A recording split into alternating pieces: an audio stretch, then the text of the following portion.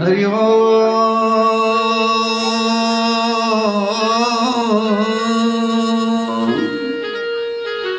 हरि ओम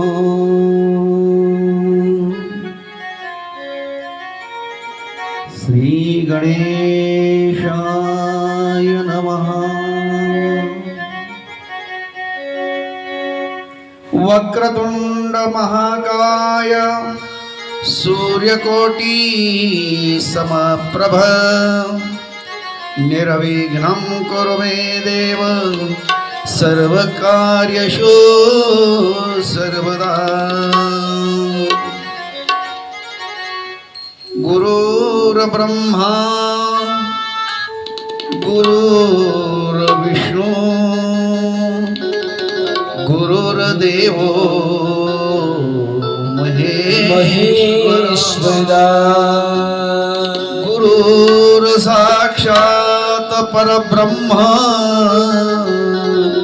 तस्मै श्री गुरवे नमः। महायोग पीठे तटे भीमरथ्या वरम पुंडरीका दादो मुनीन्द्रे समागत्य तिष्ठतमानन्दकन्दं वरब्रह्मलिङ्गं वन्दे पाण्डुरङ्गम्। कैलासराणा शिवचंद्रमौळी फलेन्द्रमाता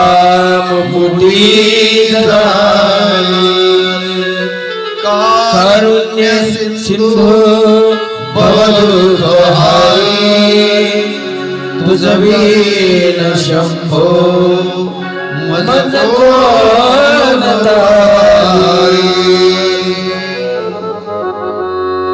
अलंकापुरी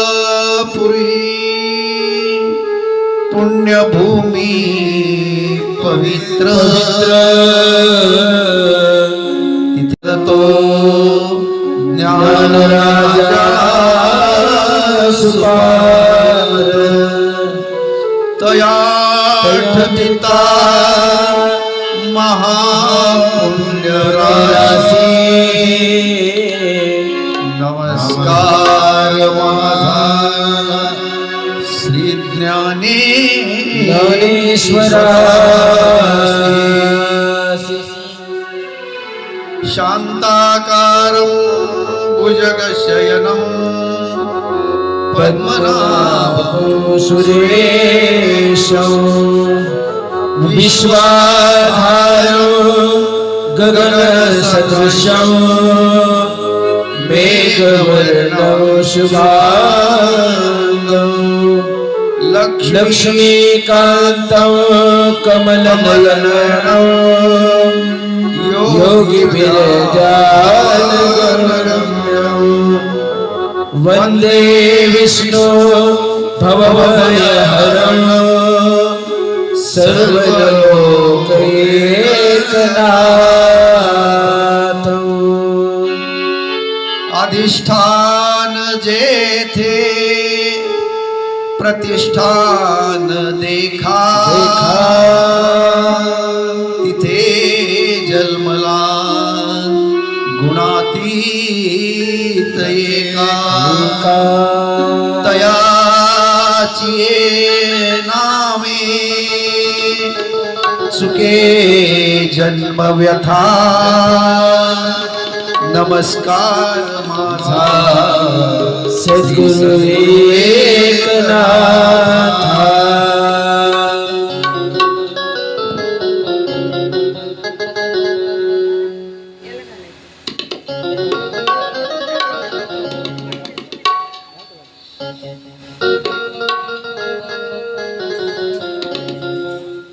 सच्चिदानंद रूपाय विश्वोत्पत्त्यादि हेतवे तापत्रय विनाशाय नाशाय श्रीकृष्णाय वयं नमः. ओम नमो भगवते वासुदेवाय नमः. ओम नमो भगवते वासुदेवाय नमः. ओम नमो भगवते वासुदेवाय नमः. ओम नमो भगवते वासुदेवाय नमः.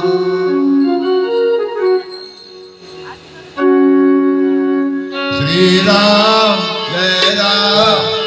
श्री राम जय जय राम. श्री राम जय जय राम.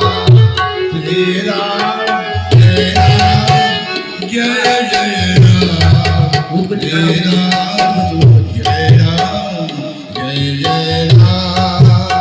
श्री राम जय जय राम.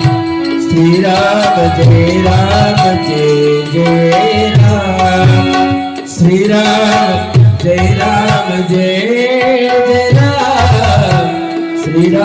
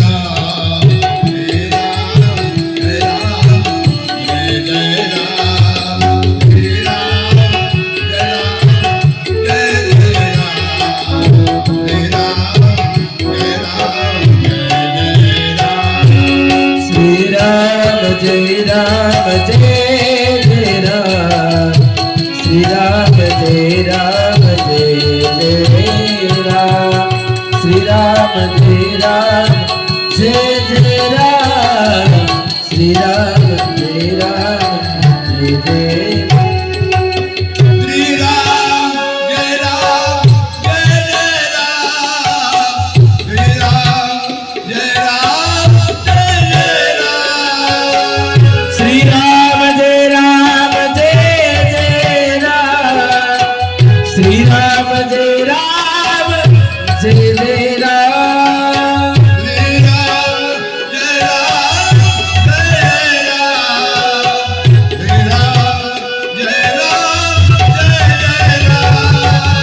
श्री राम जय राम. जय राम जय राम.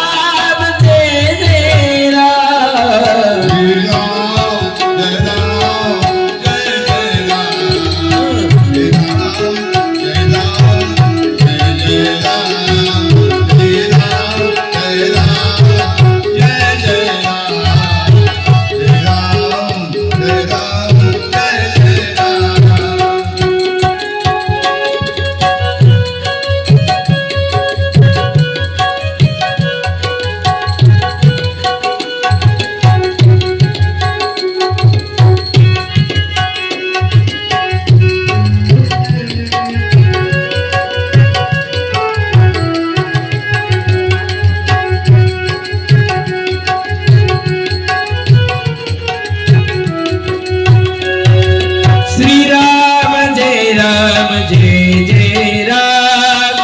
श्री राम जय राम जय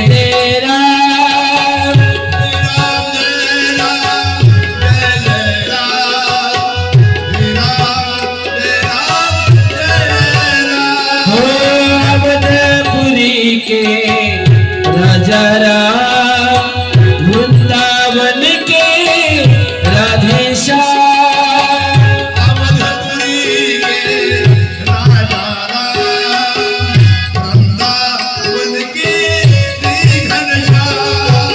राम जय राम जय जय राम श्री राम जय राम जय जय राम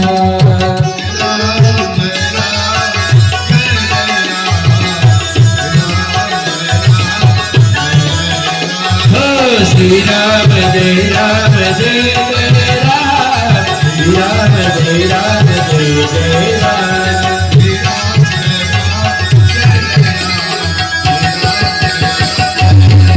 राजा राम राम राम सीता राम राम राम राजा राम राम राम सीता राम राम राम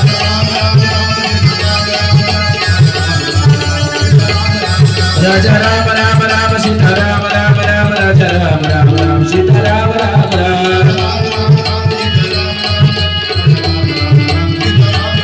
राजा राम राम राम सीता राम राम राम राजा राम राम राम सीता राम राम राम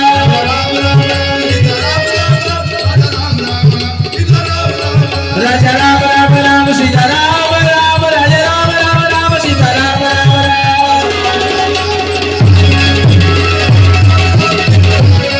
राजा राम राम राम सीता राम राम राम राजा राम राम सीता राम राम राम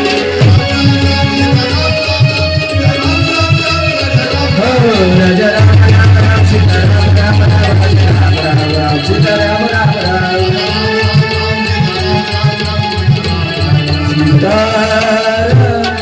प्रभु रामचंद्र भगवान महामुनि शुकाचार्य महाराज की श्रीमद् भागवत महापुराण की जय सुखदेव भगवान की बोले भाई सब संतन की श्री राम श्री राम राम राम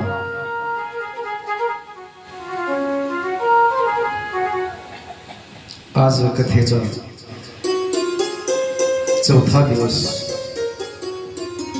कथेच्या चौथा दिवसाचे वाक्पुष्प श्री प्रभू अनंत कोटी ब्रह्मांड नायक जगतचालक श्री कृष्ण परमात्मा यांच्या चरणी समर्पित करायचे गेल्या 3 दिवसापासून चालत असलेला हा भागवत सप्ताह फेज 2 सर्व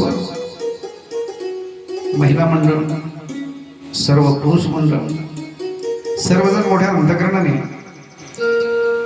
या कथेमध्ये आपलं आपलं कर्तव्य पार पाडतात.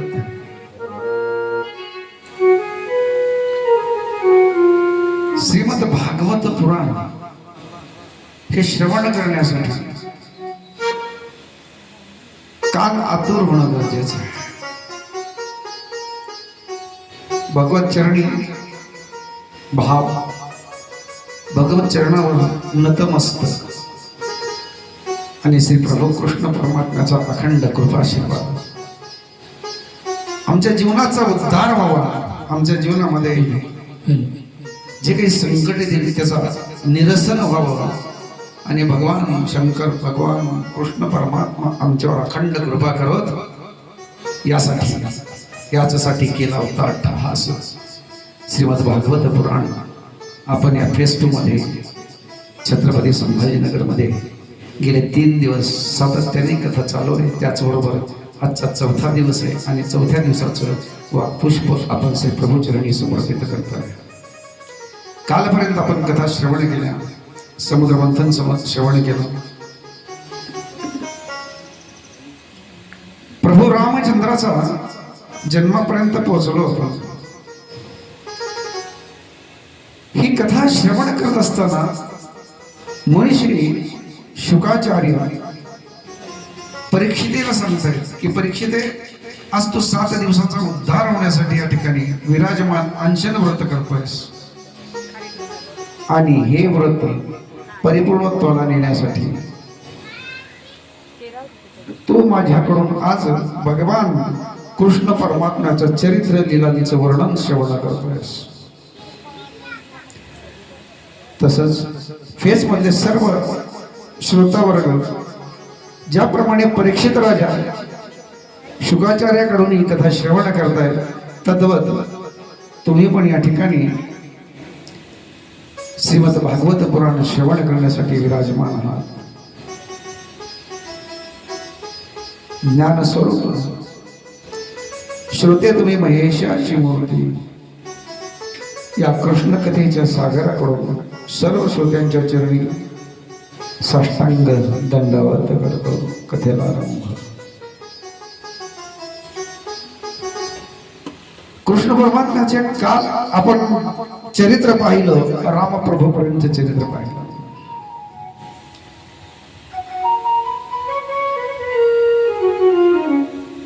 बलिराजाचं चरित्र जे आहे ते बलिराजा ज्यावेळेस समुद्र मंथन केलं, समुद्र मंथन करताना बलिराजाला आज्ञा घेऊन मित्रत्व केलं आणि मित्रत्व करून समुद्र मंथन करून सर्वांना अमृत प्राशन केलं.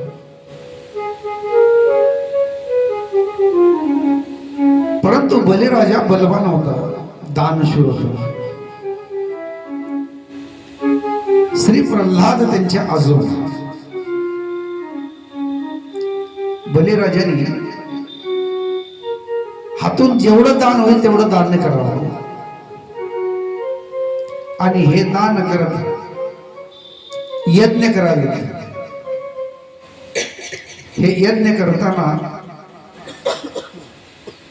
राक्षसांचे कुलगुरू शुक्राचार्य आणि शुक्राचार्यांच्या वास्तव्यामध्ये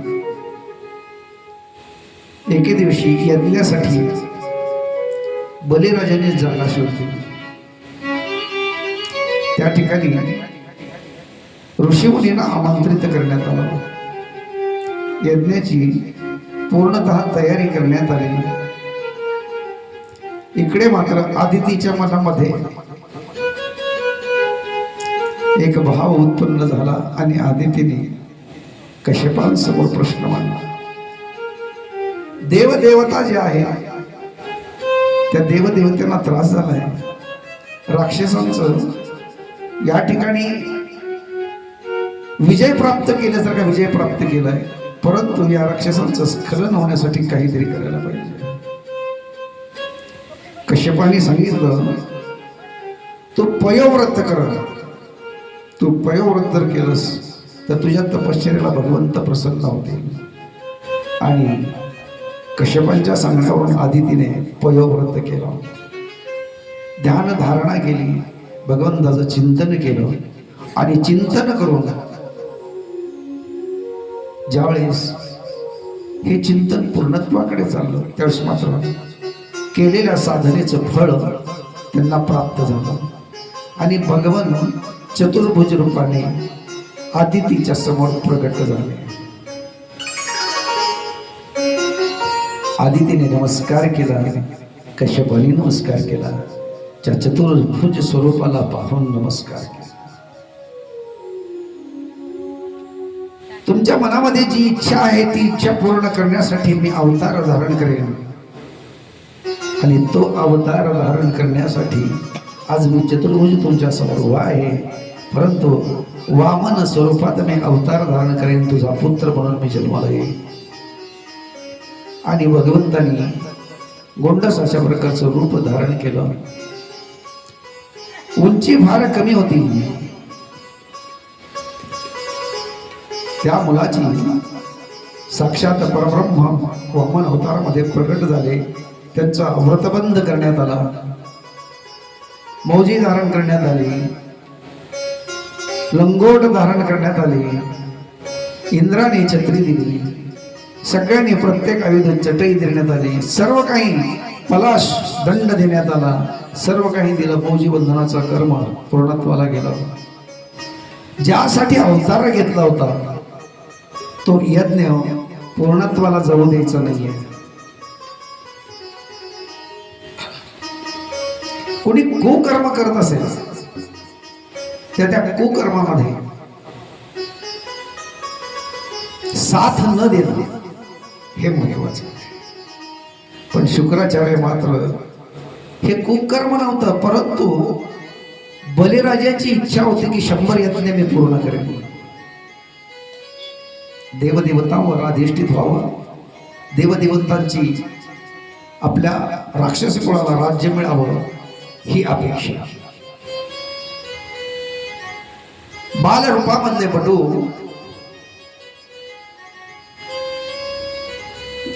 सर्व आयुध हातामध्ये घेतली.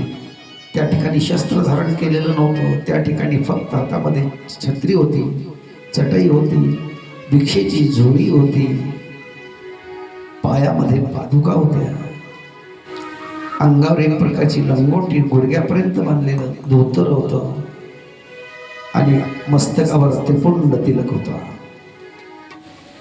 केश ओपन केलेले होते. सुंदर स्वरूप पाहिलं. किती सुंदर होतं. नाम तुम्हारा तारनहारा, कब तेरा दर्शन होगा, जिसकी रचना उतनी सुंदर, वो कितना सुंदर होगा, वो कितना सुंदर होगा. तेरा दर्शन होगा, कब तेरा दर्शन होगा, जिसकी रचना उतनी सुंदर, वो कितना सुंदर होगा, वो कितना सुंदर होगा. कितना सुंदर होगा, वो कितना सुंदर होगा, वो कितना सुंदर होगा, वो कितना सुंदर होगा. माया में दीवानी सुनकर यकीन कैसा आएगा, धन दौलत और माल खजाना यही बड़ा हो जाएगा, यही बड़ा हो जाएगा. हो माया में दीवानी सुनकर यकीन पैसा आएगा, धन दौलत और यही खजाना यही बड़ा हो जाएगा. जिंदगी काया इतनी सुंदर, कब तेरा दर्शन होगा, कब तेरा दर्शन होगा, जिसकी रचना उतनी सुंदर, ओ कितना सुंदर होगा, ओ कितना सुंदर होगा, ओ कितना सुंदर होगा. नाम तुम्हारा तारनहारा, कब तेरा दर्शन होगा, कब तेरा दर्शन होगा, जिसकी रचना उतनी सुंदर, ओ कितना सुंदर होगा, ओ कितना सुंदर होगा, ओ कितना सुंदर होगा. अतिशय सुंदर स्वरूप असणार, मनाला लोभनीय असणार हे रूप ज्यावेळेस बलिराजाच्या द्वारामध्ये पोहोचतो, त्या ठिकाणी यज्ञ चालू आहे आणि यज्ञामध्ये आहुती देत आहेत. त्याच ठिकाणी वामन अवतारामध्ये भगवान प्रगट होतात आणि ओम भवती भिक्षां देहि. द्वारामध्ये बटू स्वरूपात जगाचा नियंता प्रणता अखिल कोट ब्रह्मांड नायक स्थित आहे.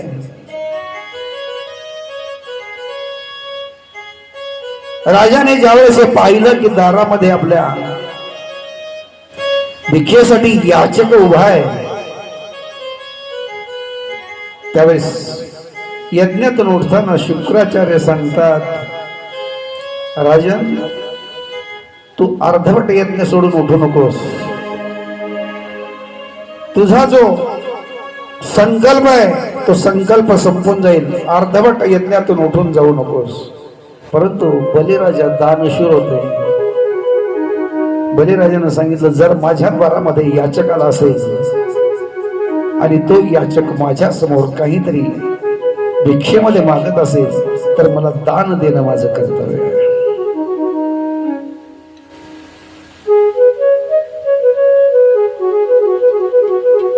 दानाचं महत्व. कर्ण देखील दानशूर असाच होता. कर्ण ज्यावेळेस क्षौर करण्यासाठी विराजमान होता त्यावेळेस त्या ठिकाणी जो नावी क्षौर करण्यासाठी आला होता त्या ठिकाणी चांदीची वाटी, सोन्याची वाटी अशा प्रकारचे सर्व साहित्य असायचं. आणि ज्या वेळेस त्या ठिकाणी नावी कर्णाचा क्षौर करतो त्यावेळेस अचानक एक द्वारामध्ये याचक येतो आणि याचकाने ओम भवती भिक्षां देहि, कर्णाने डाव्या हातानेच वाटी उचलली आणि ती वाटी त्या याचकाला दिली. मागे पाहिलं पण नाही. त्यावेळेस मात्र त्या नाव्याने विचारलं, तुम्ही इतके दानशूर, तुम्ही काही न पाहता सोन्याची वाटी उचलून आलेल्या याचकाला दिली. कर्णानं सांगितलं की दान करणं माझा धर्म आहे. माझ्या द्वारामध्ये जर याचक आला तर रिक्त हस्ते जायला नाही पाहिजे आणि उजव्या हाताने केलेलं दान डाव्या हाताला कळलं नाही पाहिजे. कर्णाने स्वप्नात मागितलेलं दान प्रत्यक्षात दिलं.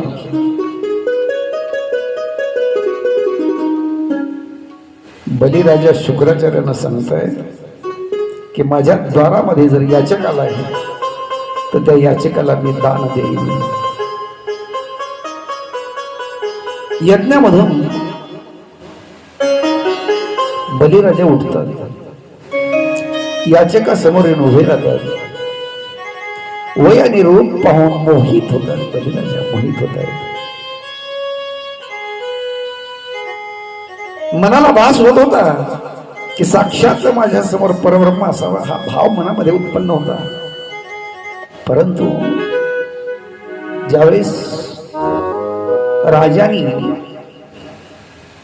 वामन अवतारात असणाऱ्या भगवंताला विचारलं की तुम्हाला दान मध्ये काय देऊ, त्यावेळेस सांगितलं बाबा मी जास्त दान मागायला आलो नाही, जास्त दान नकोय मला यज्ञासाठी 3 पावलं जागा दे. ज्या ठिकाणी मी तप साधना करेन 3 ठिकाणी जागा दे, 3 पावलं जागा दे.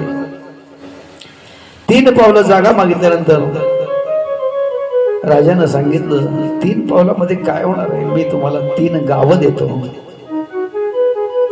बटू सर्व भगवंत सांगतायत मला गावं नको आहेत, मला फक्त 3 पग जमीन चाहिए, 3 पावलं जमीन पाहिजे. हा सर्व प्रकार रत्नमाला नामक त्याची बहीण होती आणि ती पाहत होती. तिच्या मनामध्ये असा भाव उत्पन्न झाला किती गोंडस आहे, किती सुंदर आहे बाळ. मला जर पुत्र म्हणून प्राप्त झाला असतं तर मी स्तनपान करविलं असतं. गोड भाव मनामध्ये उत्पन्न झाला. पण ज्यावेळेस 3 पाऊल जमीन देण्याचा संकल्प सोडताना शुक्राचार्यांना भय वाटत होतं. शुक्राचार्य सांगत होते नको संकल्प करू, हा दुसरा तिसरा कोणी नाही, विश्वाचा मालक आहे, जगन्नित्य परब्रह्म आहे, तू नको मागू, तू नको संकल्प करू. राजानं सांगितलं शुक्राचार्य जर माझ्या द्वारामध्ये जगाचा नियंता प्रणता अखिल ब्रह्मांड नायक दान घेण्यासाठी येत असेल तर माझ्यापेक्षा एवढं मोठं भाग्य कोणाचं असेल, मी सर्वस्व त्याला अर्पण करेन. शुक्राचार्यांच्या मनामध्ये भय उत्पन्न झालं आणि जी कमंडल होतं त्या झारीमध्ये जाऊन आपण विराजमान झाले. कृष्ण परमात्मा भगवान बटू वामन अवतारामध्ये संकल्प सोडण्याचा मंत्र सांगतायत. हातामध्ये जल देत आहेत पण जलच पडत नाहीये, हातातलं जलच पडत नाही, कारण त्याच्यामध्ये विराजमान शुक्राचार्य. त्यावेळेस मात्र भगवान बटू अवतारामध्ये असले वामन यांनी सांगितलं अरे राजा तुझ्या जारीमध्ये कचरा अडकलाय, कचरा, तो कचरा दूर करावा लागेल. आपल्या अंतःकरणामध्ये पण असाच कचरा असतो बघा. ज्या दिवशी हा कचरा साफ होईल त्या दिवशी मात्र परमेश्वर प्राप्त होईल. कारण आम्ही प्रपंचाचा कचरा घेऊन जगतोय. आमच्या अंतःकरणामध्ये प्रपंच, आमचं घर वसलंय, आमची नाती गोती वसली, आमच्यावर निस्वार्थी प्रेम करणारे कुणीच नाहीये. सगळे स्वार्थाने प्रेम करणारे. जर आमच्याकडे वित्त असेल, धन असेल तरच आम्हाला विचारलं जाईल, अन्यथा आम्हाला कोणी विचारणार नाही. ज्या दिवशी धन संपेल त्या दिवशी मानही संपेल. सब पैसे के भाई